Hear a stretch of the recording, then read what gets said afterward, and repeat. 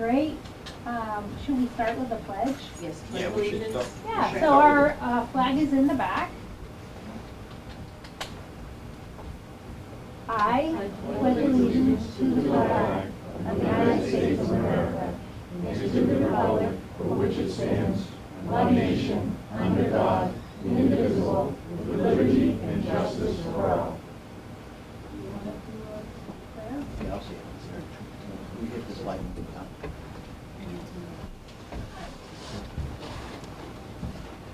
We could bow our heads in prayer for a couple seconds here. Those who care to join me. Heavenly Father, we thank you for the friendships that we are soon to make tonight. And we ask you for the strength to support and love each other with everything that we have so that we can serve you better as your people. We ask you to give us humility and to give us courage in everything that we do. Amen. So, all right. Welcome tonight. For those of you who've never seen this presentation, I just wanted to mention that it has several different permutations depending on where I do it. It also is designed for the people in the freedom movement to have an objective way of looking at the things that are going on around them, particularly the things that are happening with the Great Reset and the United Nations. So this is one of those things where we say in my organization that we don't talk about conjecture. If you want to know if there's a conspiracy, just let the people that are involved with the conspiracy tell you themselves. So this presentation is primarily from source documentation of what they tell the people like we're going to be talking about are going to do tonight. So that you don't have any doubt about when you're talking this, make you stronger. Also for the people on the other side to show them that, hey, you know, this is getting really bad. So let's get going here. Robert Welch, the founder of the John Birch Society, says in the Blue Book, which is available back on the desk, it says the greatest enemy of man has always been government, and the larger, more extensive that government, the greater the enemy. In 1948, he creates the John Birch Society because Americans had forgotten the words of Thomas Jefferson, who writes in the Declaration of Independence that he has erected a multitude of new offices and sent hitherto swarms of officers to harass our people and to eat out their substance. This is that story about those swarms of officers. So if you're not familiar with the Declaration of Independence, I hope that you do become familiar after tonight. So we're going to be talking about ICLEI, which is the ICLEI, or Local Governments for Sustainability. They used to be called the International Council for Local Environmental Initiatives, the NBRC, or the Northern Border Regional Commission, and the New Hampshire Association of Regional Planning Commissions. So that's what we're going to be talking about tonight. So let's go back a little bit and talk about how we got here. At one time in history, not too long ago, early philosophers, they would talk about the problems that man had, his place in the universe, his purpose, how he should best conduct his affairs. It was always man's fallen nature that cast a shadow over his existence. No matter where he existed on the planet, he struggled with himself and others. But those were the problems of man. But something changed dramatically with the book Origin of Species. Man became depegged from his original nature, his godly nature, and he was considered just an animal. And so after Charles Darwin, they began discussing man as a problem. So we know man was now the problem. This is a big change in a dramatic shift from man being a creature with a soul to being something that is created, just another apex predator on the food chain. So, not too long after Charles Darwin writes The Origin of Species and the Communist Manifesto, this man by the name of Frederick Soddy writes this book called Wealth, Virtual Wealth, and Debt. You can find this up on the either the Gutenberg Project or one of the, it's a PDF is available. And he talks about man becoming just part of the environment. And he says in this book that all the requirements of pre-scientific man were met out by the solar energy of their times, the food they ate, the clothes they wore, and the wood they burnt. could be envisaged as regards the energy content which gives them use value as stores of sunlight. So basically, like, this is where we get the concepts of GDP. This morphed into basing money not on supply and demand but on units of energy. This morphed into carbon credits. In short, man became compost. This is a big shift in the way that we thought about human beings. Human beings were just part of the biosphere. They weren't creatures working and toiling on the earth, working out their salvation. And not too long after that, this is maybe, 13 years later, we see people all across the world, I mean, you always had people at war with each other, different countries. But this idea of eugenics appears in 1939, and this is Margaret Sanger, and she says that we don't want the word to go out that we want to exterminate the Negro population, and the minister is the man who can straighten out that idea, if it ever occurs to any of them, of the more rebellious members. So basically, she's saying we need to convince these people to sterilize themselves, and we can get the pastors to do it. So,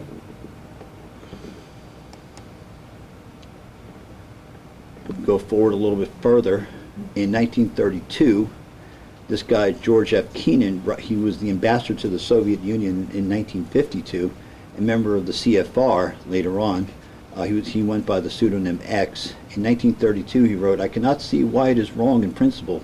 We have a group of more or less inferior races. No amount of education and discipline can effectively improve conditions as long as we allow the unfit to breed copiously and to preserve their young. If I had my way," he muses in 1984, "men having spawned more than 2 children would be compulsively sterilized." In December 1951, Truman, who also signed NATO, nominated Kennan to be the next United States ambassador to the USSR. George Frost Kennan was what's his full name? His father was a member of the Ku Klux Klan, probably considered one of the original founders. And so we see more and more, all throughout the 19th century, we start with this progressive movement in our politics in our country, and we see this whole wave of ethnic cleansing in Europe. And you look throughout the 19th century, this wave of democide, which is when a country kills its own people. In my opinion, it became cheaper to kill your own people than to wage war in another country. You just had to go next door and just start wiping people out. And, we have China, Soviet Union, and even in the United States, Lincoln's War on the South with Sherman's March to the Sea, and of course the American Indians.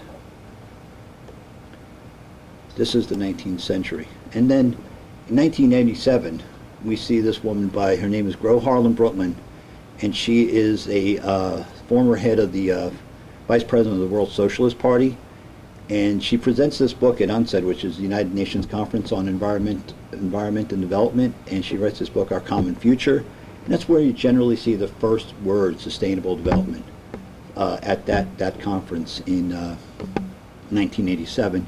Interestingly enough, the ambassador to the United Nations at the time under Ronald Reagan is also the deputy director of the CIA. So they're always there working behind the scene, aren't they? Anytime you see a globalist effort, there's some CIA agent around. So Agenda 21, the Earth Summit, is the first thing that appears. It's a mammoth document adopted at UNCED, the 1992 United Nations Conference on Environment and Development in Rio de Janeiro, that proposes to micromanage every person on Earth. Agenda 21 proposes an array of actions which are intended to be implemented by every person on Earth. And this shift will demand that concern for the environmental consequences of every human action be integrated into individual and collective decision-making at every level. I want you to remember that word, collective. So they had to have a way of selling this. They had to promote this in some way, and so what they came up with this idea was Enviromania. You see this throughout the 70s, remember the Alcoa commercials, we can't wait for tomorrow. It became, the Earth was about to die, we're going into an ice age. But this guy, George F. Kennan, remember this guy, the eugenicist, he says, the great enemy of man, the great enemy is not the Soviet Union, but the rapid deterioration of our planet as a supporting structure for civilized life. And This is coming from the mouth of a eugenicist. And the fantasy they sold for the last 60 years is that we're going to buy land and create co-opted communities, communal efforts to escape big government, but this is the fantasy. It's actually a direction. They want people to step out of the picture. They want people to not participate in society. If you belong to any kind of an organization that is doing that, that's probably there's probably some government operative in there trying to get you to step away from what you're supposed to be doing. And the other part of this is that you're not going to step away from this at any time. You're not going to go live out in the country and grow cucumbers and make jars of pickles, and pretend you're the Amish. The globalists believe that the earth is theirs and they're masters and there's no place to hide. You have to accept that. So, who is the enemy? Well, we could look at this Club of Rome document. It's from the first global revolution. You can look this up. And in searching for a common enemy against whom we can unite, we came up with the idea that pollution, the threat of global warming, water shortages, famine, and the like would fit the bill. The real enemy, then, is humanity itself. They had to find a common enemy. Isn't that what they're always looking for? So really, the enemy is you. You're the problem. And they say it over and over again. Now, based on the document that I'm going through right now, research on COVID and the death rate in Maine under Dr. Christiane Northrup, Heidi Sampson, there's an estimated over 300,000 people have died in the state of Maine, and it's just burying this stuff. Nobody can get employees over there. It's really bad, and they're desperately bringing in immigrants horribly. But I believe this was, in my opinion, another culling of humanity. It was designed as a bioweapon to kill as many people as possibly and to debilitate the rest of the population as much as possible, particularly the elderly and the young. You're talking about like sudden death syndrome now, like it's normal. They try to normalize these things. So right away we could see in summary that man is a commodity to the globalists. We could see that man is an inconvenience. We could see that governments will slaughter their own civilians by the millions for any reasons they decide. We know that to them human life has no value because there are too many humans to most of what humanity needs, and we don't have souls anymore, so it doesn't matter. Massive international organizations want to systematically control all human activity. So how do we know this? I didn't make it up. I didn't get it off Tucker Carlson. They said it themselves. So the idea of man creating his own wonderful government is not new. With beginning of the progressive movement in the early 1900s, you had guys like Charles Marion, and he was talking about in the history of American political theories that he believed rights and liberties both come from the state. And the ultimate end of the state is defined as the perfection of humanity, that civilization of the world, the perfect development of the human reason, and its attainment to universal command over individualism. Again, that's collectivism. The apotheosis of man, the idea that the needs of the many outweigh the needs of the few. Limited government, he didn't believe in limited government. You can find this book online for free as well. So they came up with this idea of sustainability in the Great Reset, and you go to the World Economic Forum's website. These are all just snapshots that my wife made look really pretty of the website, otherwise it would look horrible. But the Great Reset Initiative is what it's really called, is an economic recovery plan drawn up by the World Economic Forum in response to the COVID-19 pandemic, which they created. The initiative's stated aim is to facilitate rebuilding from the global COVID-19 crisis that prioritizes sustainable development. And in 2020, you can see on their website that there are many reasons to pursue a Great Reset, but the most urgent is COVID-19. So they've been planning this for a really long time. Klaus Schwab has been around since at least 1971, wooing the United Nations. And so when I started doing this presentation, I said to myself, what are these guys talking about? Because you listen to these radio people talking, media personalities, and it gets kind of confusing. You hear the word Great Reset, Great Reset. So I started focusing on what they're saying, the words that they're using.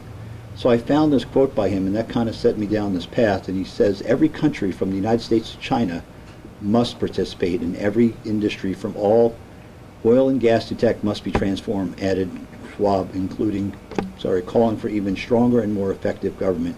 We must build entirely new foundations for our economic and social systems. So he's telling you what he's going to do. There's no conspiracy. It's a fact. I was having trouble reading. I need my better glasses. Thank you. So he says he's going to change social systems. Well, what are social systems? You should ask yourself that. Every word these people use, you should ask yourself, what do they mean? They have a value, they have a meaning, and you should know what they are. So a social system is a pattern network of relationships constituting a coherent whole that exists between individuals, groups, and institutions.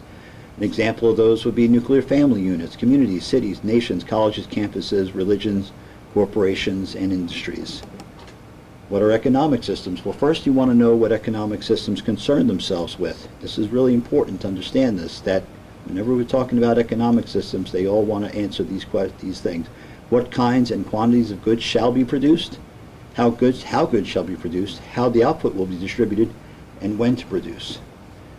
So, different examples of economic systems are capitalism, socialism, communism, distributism, and feudalism, etc. So Klaus Schwab is telling you what? I want to change your economic and social systems. All right, so we live in a constitutional republic and we practice capitalism. He wants to change that. So the social system being changed is your way of life, your government and your way of life. There's no other way around this. You have to look at it that way. So if you go online, you look at this magazine, which also produces Klaus Schwab's works, and it talks about you'll see where they're talking about things like rule intermediation, bridging actors with regulatory or rule-making roles, and those with target or rule-taking roles. And I wanted to get you familiar with what these people are talking about when they're saying regulatory norms and what actors are. We're going to talk about that a little bit tonight. But I would suggest that you sign up for their newsletter every day, and you'll see people talking all over the world. They're basically trying to figure out a way that they can change your governmental system without you really knowing about it. You, like, say, in New Hampshire, your RSAs. So people think that these are laws, and they're not. So we're going to talk about the United Nations tonight, but primarily ECOSOC, which is the Economic and Social Council. ECOSOC serves as a central forum for discussing international economic and social issues and formulating policy recommendations addressed to member states of the United Nations system.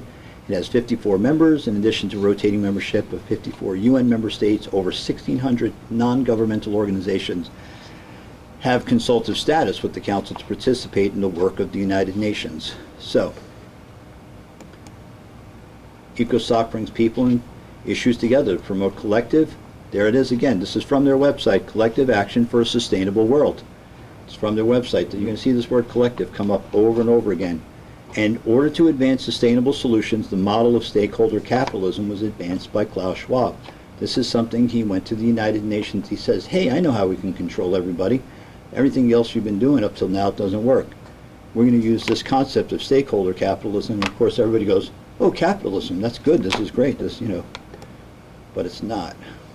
I want to briefly stop here and say that this is another thing that we're not aware of, is that the effort here is to create an administrative state and to lose checks and balances. I would recommend that you read this book by Frank Johnson Goodnow, In Politics and Administration. And he talks about that all these things that we believe are part of our checks and balance really are the way that we can create an administrative state. And so that everything we see around us is actually, we have no rights, we have no say in what they're doing. He talks about the function of politics is discharged by legislators, the judiciary, and the political parties. So they already have the political parties. The political parties are already part of the state.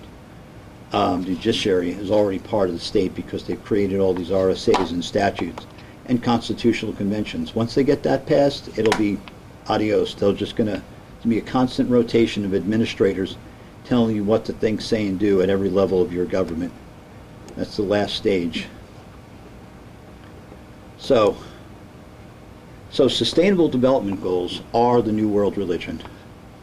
They have values, there's beliefs involved with them, there's 17 of them, and they are the blueprint for global progress. So when they look at different towns and what they're doing, and if they're successful, they use these SDGs as a means of doing that.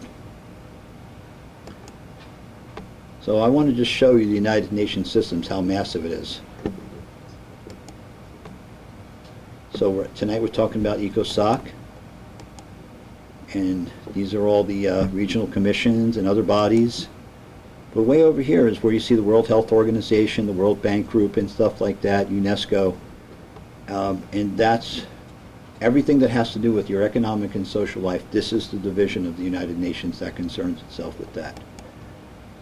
So the United Nations is the new world government, is the one world government. The United Nations Committee on Non-Governmental Organizations is responsible for accrediting non-governmental organizations with consultative status at the United Nations. Established in 1946, it reports directly to ECOSOC and Social Council. So what I'm saying there is that NGOs were created by the United Nations, and if you can't be a non-governmental organization without getting permission from the United Nations. And back in 2012, they dumped over $2 trillion into sustainable projects. So when we talk about like how we're going to fight for freedom, you know, everybody desperately waving flags, we're going to vote, we're going to elect this guy, and we say to ourselves, we can't even find people and get the money together to get a good person elected. How do we do that when we're competing with the entire world?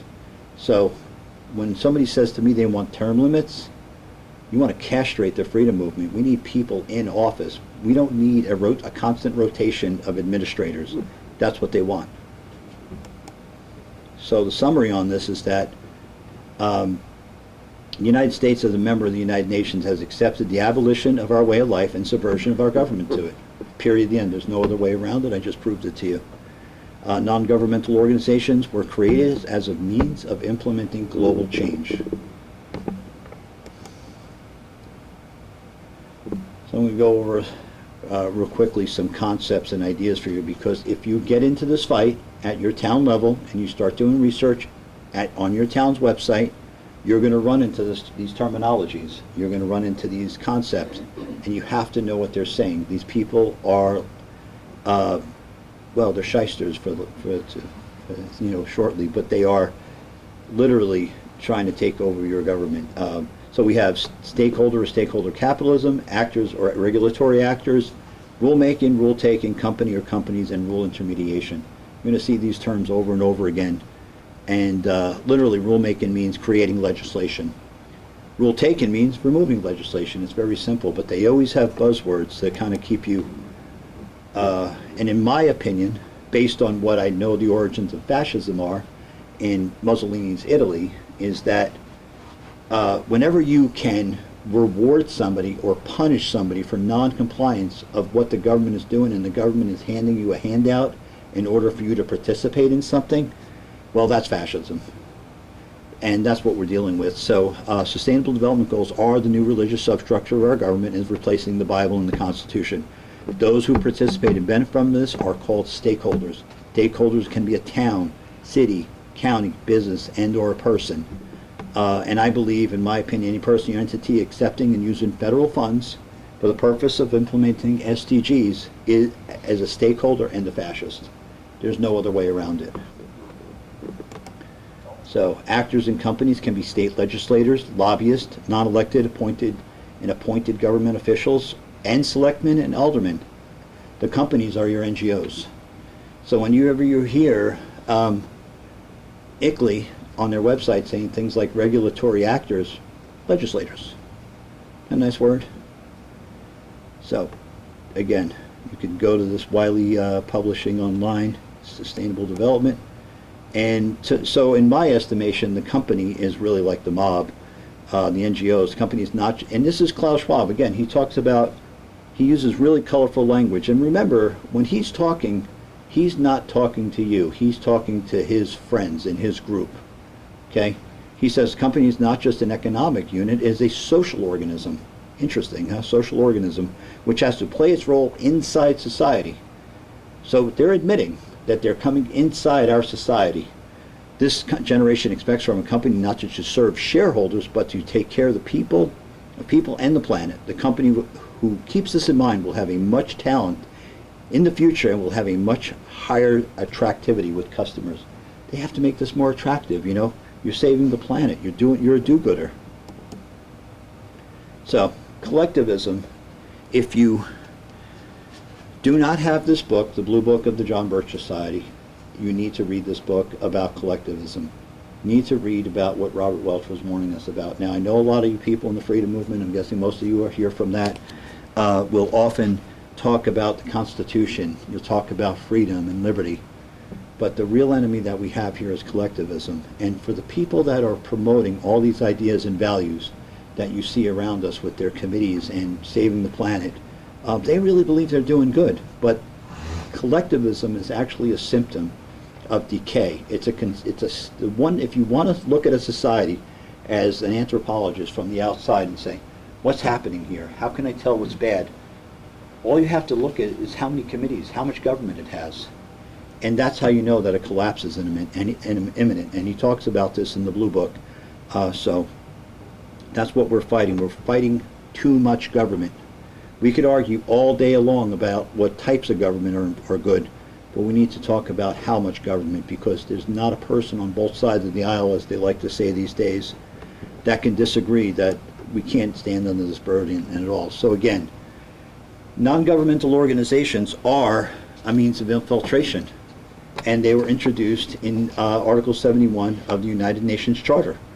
Now, anybody wants any of that information tonight, talk to Anne-Marie. She'll get your email, and then I'll send you everything. I have a whole list for all of our chapters about the source material that we have on what the United Nations says and what they're doing. So they are generally defined as nonprofit entities that are independent of governmental influence, although they may receive government funding. So now I want to talk about ICLEI. So I want to talk about your state. You have some cities that are, it's a small state you live in. It's like the size of New Jersey or Israel, for that matter. It's not a big place in New Hampshire. And ICLEI is an international non-governmental organization, and they are committed to SDGs. They are considered a bridging organization, so they have lobbyists, and what they do is they come into your town and they create these relationships with your legislators, your aldermen, your selectmen, and it says here they share in an intermediation process between local initiatives and regulatory actors. Regulatory actors are your aldermen, your selectmen, like we said, your legislators, and that's what they do. They come in and they get you guys to get along and go along with what they're doing. So, and they'll tell you all the time on their website, we bridge the gap.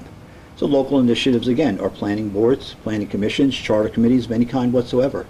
Regulatory actors are selectmen, state legislators, Council of Governors, New Hampshire Secretary of State's Bureau of Securities Regulations, and Rotary Clubs. I mean, you can go on and on. I mean, this presentation can be like 4 days long, and I can go on and show you just how oppressed you are here in New Hampshire. It's the worst state in the Union. So if you want to see this video, this is the director, one of the heads of ICLEI. He tells you this is what we plan on doing. We plan on infiltrating your government and taking it over. If you want to see this video, I'm not going to play it today because we don't have time, but I'll send it to you, and you can hear it from the horse's mouth. Now this is ICLEI cities all across the world.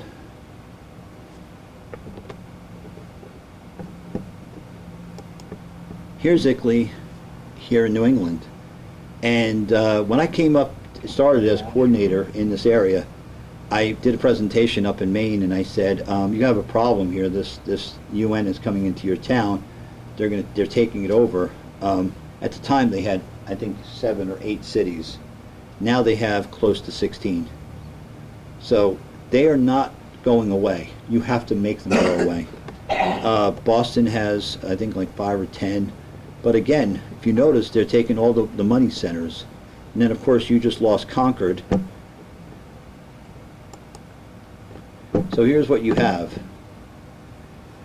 You have Portsmouth, Durham, Concord, Nashua, and Keene are all members of ICLEI. But look at how many people that is.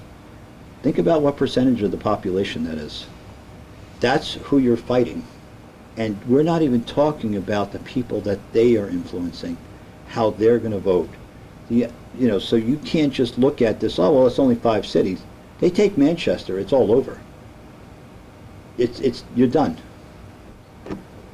You got to get ICLEI out.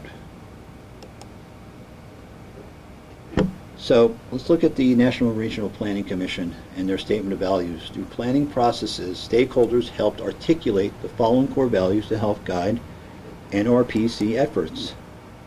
Stakeholders, coordination between our communities and the state and federal governments. Support unique character of each community, balance community character and growth, impartiality, blah, blah, blah, blah, blah, blah. So they tell you. This is their statement of values. It's right on their website. They're not hiding it. They're not, and we were talking, Brendan and I were talking earlier on the phone, or they're not hiding anything, or maybe it was somebody else. Sorry, Brendan. So, we'll talk about Nashville a little bit more. NRPC refers to cities within its organization as our cities. Interesting, right? It's not New Hampshire cities, it's our cities. So now, once you join, your town joins a regional planning commission, they own you. You're no longer have any autonomy. I get calls all the time. How do we fight this? We can't do anything. Did your city join a regional planning agency? Yes, we did. Well, first you got to get out of there. So not only is New Hampshire embedded with ICLEI, you've got regional planning commissions all over the whole state. You'll see, if I remember to put that slide in. And you could look at the EDA, the U.S. Economic Development Administration. The funds are managed by from federal programs such as ARPA, coal community assistance to coal communities. So because they're basically taking away your coal, forcing you to go on electric, and so they're saying, well, it's okay, we'll give you money to make that transition. And of course the CARES Act. So in essence, where the money is coming from: Economic Development Administration grants, Community Development Block grants, and USDA grants and other funding sources. And I'm going to show you that every federal agency is in line with sustainability. So if your town takes money, if your selectmen take money from any of these any federal agency, you are now, they own you. So the EDA provides funds for FEMA, the Federal Emergency Management Administration. And what's really fun now is now it's federal law that NATO is the world police to regulate and to make sure your town is abiding by the SDG rules. You can look this up. FEMA leads, shapes, and implements the U.S. government's NATO resilience policies and priorities. So they work for each other. This is a relationship that was created. That's why we said, I'm not trying to be a salesman, but in my organization, we said 60 years ago, do not let your police get federalized. Our 2 biggest programs were get us out of the UN and support your local police. You federalize your police, you'll have what they had in Canada. They could just, the president says something and the policemen have to do it. In fact, there's a law that was just created, I think last year, that said that the police are no longer required to protect you. So NATO is, in fact, the world's environmental police now.